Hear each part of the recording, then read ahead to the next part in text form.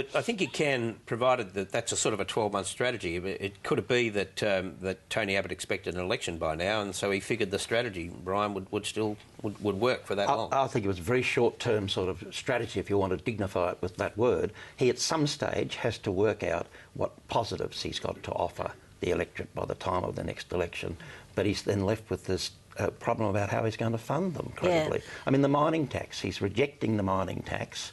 It doesn't look like it's raising that much money anyway, but he hasn't got it. And it's supposed to fund other things like the increase in superannuation and that. Whether we actually get much revenue out of the mining tax very much depends on how China reacts to an Australian decision to participate and support a new US warfighting strategy towards China designed to contain China militarily.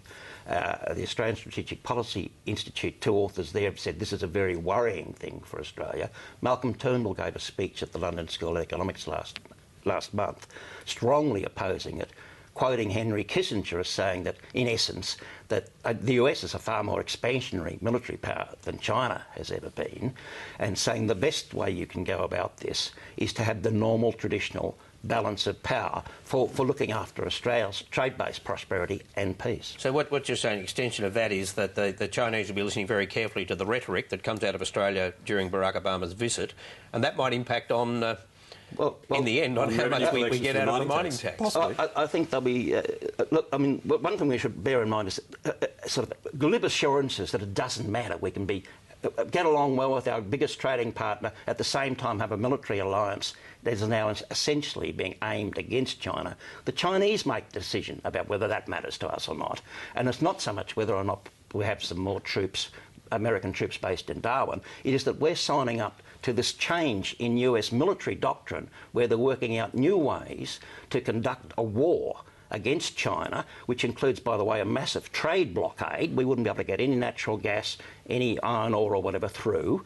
And in the end, which we don't seem to be thinking about, you can't win a war against China unless you occupy Beijing and all of the major towns. If you want to do that, you'll be sending your troops into the greatest human mincing machine ever seen. Well, it won't be too long before they have 100 cities bigger than Sydney, so that's a lot of cities to cover, isn't it? No one's thinking about this. How do you win a war against China unless you actually occupy the capital and the other major cities, you know? Do you know, in 2009, when we had Rudd and Turnbull as leaders, this sort of conversation might have made sense to the Australian electorate. I've taken everything you've said on board, but if I was Tony Abbott or Julia Gillard, I'd say, oh, but by the way, the groups haven't mentioned this. Can you give me another poll and tell me what I'm supposed to say next? But the opinion polls tell me that the Chinese are popular in Australia and they're making a lot of money for us.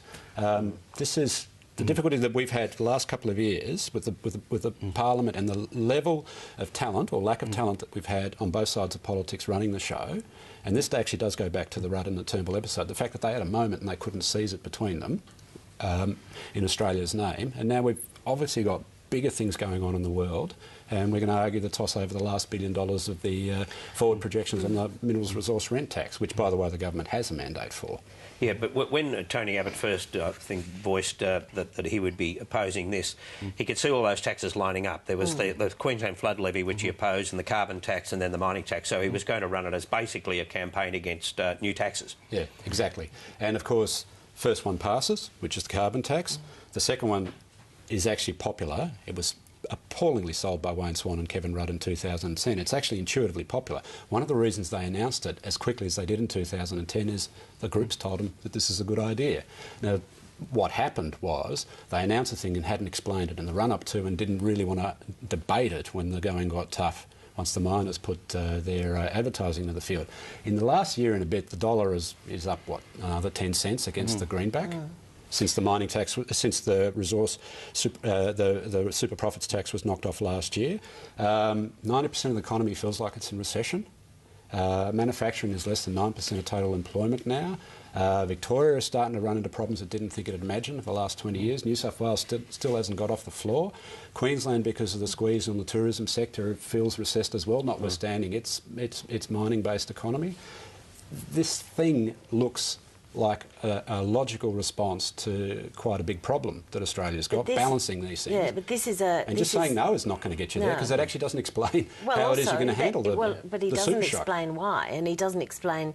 I mean, his rhetoric is stuck back in the super profits tax rhetoric, whereas the negotiations went on. The miners who are going to be paying this tax have actually agreed with it, the three biggest, so they're quite happy with it. And yet Tony Abbott stayed in this position where the debate's moved on and the compromises have been nutted out. And I mean, the only one that's screaming loudest around the tax issue is Andrew Forrest. Well, even if his position was that, look, yes, of course, miners should pay a bit more. We just don't like the way the government... We don't like the government's formula, and then come up with one of his own. Well, one you could do, which would be simpler. I mean, the main thing, one objection to the mining tax is it's a new tax that's complex. You could simply say, we will add a surcharge on the existing company tax for those companies, the mining companies, that make more than a certain percentage return on capital, which is basically how the mining tax works. But in theory, probably don't need it, and that's what he could do.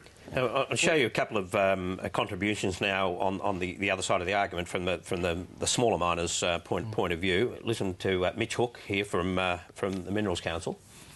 It's not necessary for Australians to share in the benefits of this mining boom. And I say that because any analysis of the economic data will show that this is an industry that has been paying its way, and that as it profits, it continues to pay. OK, so it's not necessary for Australians to share in that. I'm not sure that was the right choice. Now, Fortescue, who under Twiggy Forrest has been running the argument for the smaller miners, and then Marcus Hughes, their head of taxation, was interviewed during the week. Here he is. Fortescue should pay its fair share of tax. Is this the right mechanism to achieve that? I'm not convinced. A series of articles in the Financial Review last year by Neil Chenoweth suggested that on a cash flow tax paid basis, Fortescue had actually never paid tax. Quite correct. And if you understand in a commercial sense the life cycle of a business such as Fortescue Metals, I mean, that is quite reasonable. We have not cut a corporate tax check to date, no. That's a bit of a handicap, isn't it, in terms of putting that company out as your chief spokesman on the topic. By the way, Andrew Lee's just demonstrated what Kevin Rudd missed last year. If they'd patiently teased this argument out and had grabs like that from Senate committee hearings, we wouldn't be talking about this thing today. By the way, it's not a small company, Fortescue. 20 bill. And this tax, after they've moderated it, only applies once you've earned more than about 12% of return on your capital. So it's only above that, and then it's only a small amount anyway. I mean, the entire tax is only projected to raise by the Treasury $3 billion a few years per year once it's underway after a few years. For example, when it's supposed to be fully paying for the superannuation tax concessions, they'll be costing about $6 billion a year, and the tax, if the Treasury's right, will only be bringing in... Yeah, on superannuation now. The superannuation, of course, the increase in the guarantee levy as part of will be paid for, partly through the mining tax. Now, Tony Abbott says he opposes the mining tax, but he'll go with the increase in the superannuation. That's a huge... Paid for by the mining tax? It's a huge swing around. For 18 months, he has been taking a principled stand against this and a pragmatic stand. Principled because the Liberal Party believes that it's better to let people make choices about what they do with their money than, let's say, pay off their house, pay for their education for their kids, put more food on the table or whatever, than hand what will be 12% over to the fund managers to splash up against the wall. Which is your position as well as theirs. It's mine as well, yes. And the pragmatic, but it's theirs. And many of them believe it very strongly. So they were shocked when suddenly Abbott and a couple of others turned around on it. But the pragmatic one was that if you go ahead with this, you've got to fund the cost of the tax concessions. So where's the money coming from? That's the thing, isn't it? Well, the mining tax pays for part of it. Under an Abbott. Yeah. But the mining tax was also supposed to pay for more infrastructure and a cut in company tax. Well, the government's in a problem here. It's not getting enough money from the mining tax to do all of those things, but the opposition's in an even worse position. So what was Andrew Robb most upset about, George? The fact that he wasn't there or the fact that the decision was taken with? Both. It would have to be both. The fact that he wasn't consulted, that Tony Abbott doesn't view him as part of the A-team, and this is, you know, he's shadow finance spokesman. He's either in the tent or he isn't. So Tony Abbott sent a message there. And the other thing is that the backflip is, everyone's talking about the backflip. Now, why have they done this? The very simple pragmatic reason why they've done this is that compulsory super, like Medicare, are the two big social reforms of the Hawke-Keating era that the Liberal Party always opposed but have never been able to undo. And Howard and Costello had 11 years to try and do something about compulsory super. They never liked it, but it got to 9% on their watch. Taking it from 9 to 12 strikes most people as logical. Now, of course, Ken Henry in his review, for those who follow the line detail on this, didn't think that going from 9 to 12 was the best way to boost national savings. He thought that there was a better way of doing it.